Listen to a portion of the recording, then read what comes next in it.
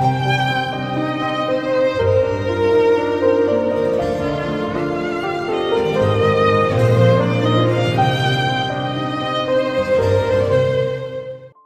Άγιος Παΐσιος προειδοποιεί: θα είναι ύπουλος ο τρόπος εισαγωγής του σφραγίσματος.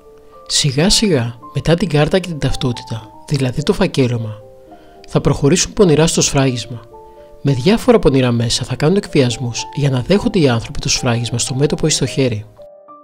Θα στριμώξουν τα πράγματα και θα πούν: μόνο με τις κάρτες θα κινείστε, τα χρήματα θα καταργηθούν. Θα δίνει κανείς την κάρτα στο κατάστημα και θα ψωνίζει, και ο καταστηματάρχης θα παίρνει τα χρήματα από την τράπεζα. Όποιος δεν θα έχει κάρτα δεν θα μπορεί ούτε να πουλάει ούτε να αγοράζει.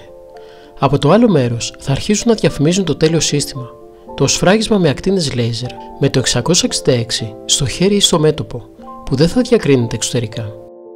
Συγχρόνως στην τηλεόραση θα δείχνουν ότι ο τάδε πήρε την κάρτα του τάδε και του πήρε τα χρήματα από την τράπεζα. Και θα λένε συνέχεια: πιο σίγουρο είναι το σφράγισμα με ακτίνες λέιζερ στο χέρι ή στο μέτωπο, γιατί μόνο ο κάτοχος ξέρει το νούμερό του.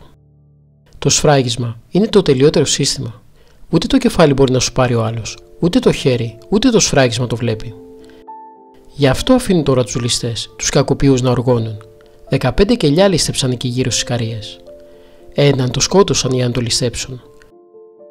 Έτσι θα βρει τότε ευκαιρία ο καθένας να καταπατήσει και να πάρει ό,τι θέλει. Ας πούμε, αν θέλει να καταπατήσει ένα χωράφι, θα πει ότι ήταν δίθεν του παππού του ή ότι το είχε νοικιάσει κάποτε για βοσκοτόπι. Οπότε άντε να βρεις άκρη. Θα πούνε μετά οι αρμόδιοι: δυστυχώς δεν μπορούμε να τους ελέγξουμε. Ο έλεγχος μόνο με το κομπιούτερ μπορεί να γίνει. Και θα προχωρήσουν στο σφράγισμα. Θα χτυπάει μετά το κομπιούτερ. Θα βλέπει αν είσαι σφραγισμένος για να σε εξυπηρετήσει ή όχι. Τα 3,5 χρόνια θα είναι δύσκολα και θα την πληρώσουν μερικοί που δεν θα συμφωνήσουν με αυτό το σύστημα. Για αυτούς όλο και κάποια αιτία θα βρίσκουν και θα τους κλείνουν στη φυλακή. Μετά από 1 χρόνο θα τους πηγαίνουν σε άλλη πόλη για να κρίσεις, για να περάσουν από άλλο δικαστήριο, από τη μία πόλη στην άλλη. Ύστερα θα πούν: μας συγχωρείς, είσαι αθώος. Αν ήσουν όμως σφραγισμένος, θα το ελέγχαμε σε 1 λεπτό. Τώρα δεν μπορούμε να κάνουμε τον έλεγχο. Γέροντα, θα μπορούν να επιβάλλουν τη βία το σφράγισμα. Μέχρι εκεί η ευγενιά τους δεν θα φτάσει. Θα είναι ευγενείς, γιατί θα είναι Ευρωπαίοι. Θα δείξουν ανωτερότητα. Δεν θα βασανίζουν τους ανθρώπους, αλλά δεν θα μπορεί να ζήσει ο άνθρωπος αν δεν έχει το σφράγισμα.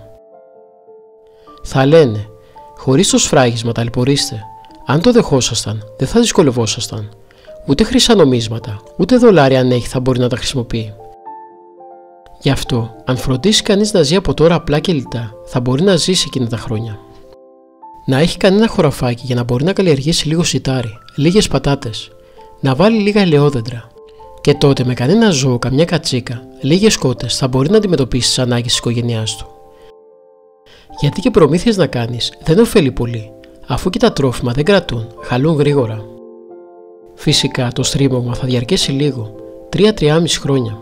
Θα συντομευθούν οι μέρες για τους εκλεκτούς. Δεν θα καταλάβουν πότε θα περάσουν. Ο Θεός δεν θα αφήσει αβοήθητο τον άνθρωπο. Γέροντα, σε αυτά τα δύσκολα χρόνια θα επέμβει ο Χριστός. Ναι, εδώ βλέπεις σε έναν αδικημένο που έχει καλή διάθεση, επειδή δικαιούται τη Θεία Βοήθεια. Παρουσιάζονται πολλές φορές οι Άγιοι, η Παναγία, ο Χριστός για να τον σώσουν. Πόσο μάλλον τώρα που θα βρίσκεται σε τόσο δύσκολη κατάσταση ο καημένος ο κόσμος. Τώρα μια μπόρα είναι, μια μικρή κατοχή του Αντιχρίστου Σατανά. Θα φάει μετά μια σφαλιάρα από τον Χριστό, θα συγκλονιστούν όλα τα έθνη και θα έρθει η γαλήνη στον κόσμο για πολλά χρόνια. Αυτή τη φορά θα δώσει ο Χριστός μια ευκαιρία για να σωθεί το πλάσμα του. Θα αφήσει το πλάσμα του Χριστός.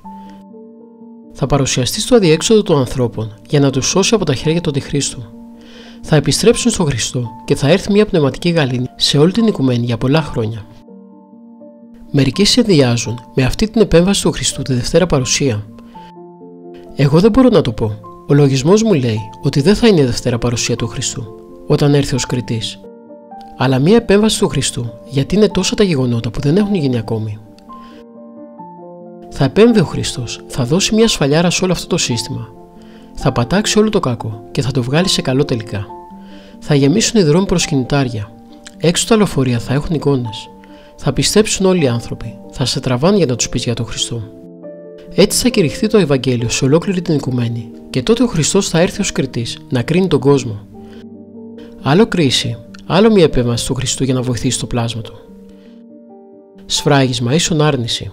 Ενώ ξεκάθαρο ο Ευαγγελιστής Ιωάννης αναφέρει στην Αποκάλυψη για το χάραγμα, μερικοί δεν καταλαβαίνουν. Τι να τους πεις? Ακούει δυστυχώς κανείς ένα σωρό ανοησίες του μυαλού από ορισμένους σημερινούς γνωστικούς. Ένας λέει: εγώ θα δεχτώ την ταυτότητα με το 666 και θα βάλω και ένα σταυρό. Άλλος λέει: εγώ θα δεχτώ το σφράγισμα στο μέτωπο και θα κάνω και ένα σταυρό στο μέτωπο. Και ένα σωρό παρόμοιες ανοησίες. Νομίζουν ότι θα αγιαστούν με αυτόν τον τρόπο, ενώ αυτά είναι πλάνες. Ένας δεσπότης μου είπε: εγώ εκεί που θα υπογράψω θα βάλω δίπλα ένα σταυρό. Δεν τον άρνουμε τον Χριστό, απλώς εξυπηρετούμε. Εντάξει, του λέω, εσύ είσαι δεσπότης και βάζεις το όνομά σου λόγω ιδιότητας σε ένα σταυρό. Ο άλλος είναι αρχιμανδρίτης και βάζει και αυτός λόγω ιδιότητας σε ένα σταυρό. Ο κόσμος τι θα κάνει? Το βρώμικο δεν αγιάζεται. Το καθαρό νερό δέχεται τη χάρη και γίνεται αγιασμός. Τα όρα δεν γίνεται αγιασμός. Η πέτρα με θαύμα γίνεται ψωμί. Η ακαθαρσία όμως δεν δέχεται αγιασμό. Επομένως ο διάβολος, ο αντίχριστος, όταν είναι στην ταυτότητά μας ή στο χέρι ή στο μέτωπό μας, με το σύμβολό του δεν αγιάζεται αν βάλουμε και ένα σταυρό. Έχουμε τη δύναμη του Τιμίου Σταυρού, του Αγίου Συμβόλου, τη Θεία Χάρη του Χριστού, μόνο όταν διατηρούμε τη χάρη του Αγίου Βαπτίσματος, με το οποίο απαρνούμαστε τον Σατανά. Συντασσόμαστε με τον Χριστό και δεχόμαστε το Άγιο Σφράγισμα. Σφραγής δωρεάς Πνεύματος Αγίου. Βλέπεις, προχωράνε με μία λογική. Θα βάλουν δίπλα ένα σταυρό και εντάξει. Και ενώ βλέπουμε ότι ο Απόστολος Πέτρος εξωτερικά αρνήθηκε τον Χριστό, αλλά και αυτό ήταν άρνηση, αυτοί αρνούνται το Άγιο Σφράγισμα του Χριστού που τους δόθηκε στο Άγιο Βάπτισμα, με το να δέχονται τη σφραγίδα του Αντιχρίστου και λένε ότι έχουν μέσα τους τον Χριστό. Γέροντα, αν κάποιος δεχτεί το σφράγισμα από άγνοια, τι γίνεται? Από αδιαφορία θα είναι. Τι άγνοια, όταν είναι ξεκάθαρα τα πράγματα? Και να μην ξέρει κανείς, πρέπει να διαφερθεί, να μάθει. Αν πούμε ότι δεν ξέραμε, γι' αυτό δεχθήκαμε το σφράγισμα, θα μας πει ο Χριστός: υποκριτέ, το μεν πρόσωπο του ουρανού γινώσκεται διακρίνει. Τα δε σημεία των καιρών ουδή να στεγνώνε. Έστω και εν αγνία του να σφραγιστεί κάποιος, χάνει τη Θεία Χάρη και δέχεται τη δαιμονική ενέργεια. Βλέπεις, το παιδάκι στο Άγιο Βάπτισμα, όταν ο ιερεύς το βουτάει στο νερό, λαμβάνει το Άγιο Πνεύμα χωρίς εκείνο να το ξέρει και μετά κατοικεί μέσα του η Θεία Χάρις. Από το βιβλίο του Αγίου Παϊσού Αγιορείτου, Λόγοι Β, Πνευματική Αφύπνιση, σελίδα 104.